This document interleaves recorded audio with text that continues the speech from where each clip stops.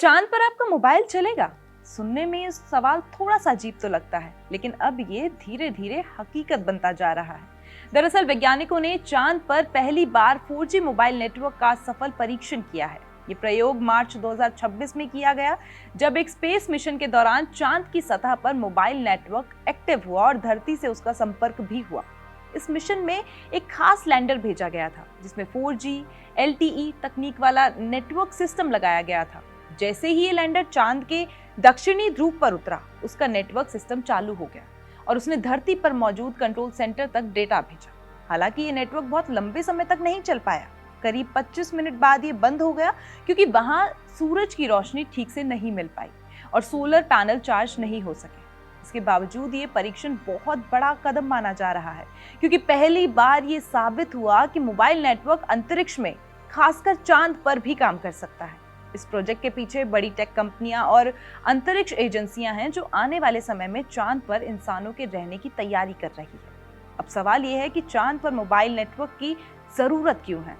जैसे जैसे भविष्य में चांद पर मिशन बढ़ेंगे, वहां सिर्फ एक दो रोवर या लैंडर नहीं होंगे, बल्कि कई मशीनें, रोबोट, इंसान एक साथ काम करेंगे। ऐसे में सभी को आपस में और धरती से जुड़े रहना बहुत जरूरी होगा। अभी तक चांद पर संपर्क के लिए रेडियो और वॉकी टॉकी जैसे तकनीक का इस्तेमाल होता है, लेकिन ये सीमित होती हैं और ये एक साथ बहुत ज्यादा डेटा नहीं भेज सकती और ना ही कई उपकरणों को एक साथ जोड़ सकती है। मोबाइल नेटवर्क इस समस्या का समाधान हो सकता है। इसके जरिए एस्ट्रोनॉट्स एक दूसरे से बात कर सकेंगे, वीडियो भेज सकेंगे और रोवर व रोबोट को दूर से कंट्रोल कर सकेंगे। साथ ही जो भी डेटा चांद पर इकट्ठा होगा, वो तुरंत धरती पर भेजा जा सकेगा। चांद पर मोबाइल नेटवर्क क्या करेगा, इसे जरा समझते हैं। एस्ट्रोनॉट एक दूसरे से आसानी से बात कर सकेंगे। चांद से धरती पर लाइव वीडियो और तस्वीरें भेजी जा सकेंगी। धरती से रोवर और रोबोट को दूर से कंट्रोल किया जा सकेगा। रियल टाइम डेटा ट्रांसफर होगा, यानी चांद पर इकट्ठा किया गया डेटा तुरंत धरती पर पहुंचाया जा सकेगा। इस तरह मोबाइल नेटवर्क चांद पर एक पूरा कम्युनिकेशन सिस्टम बना देगा, जो भविष्य के मून मिशन को आसान और तेज बनाएगा।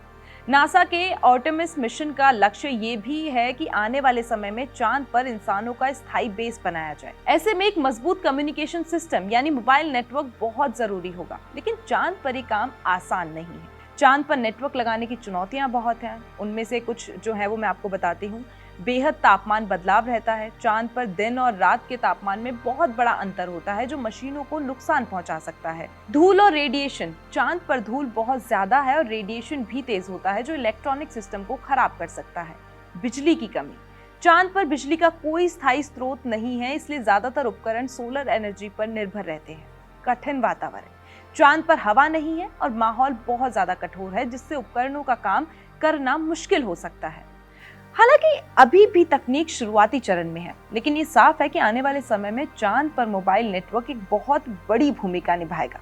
संभव है कि कुछ सालों बाद जब इंसान चांद पर रहेगा, तो वहां भी हम उसी तरह कॉल, मैसेज और इंटरनेट इस्तेमाल कर सकेंगे, जैसे धरती पर करते हैं।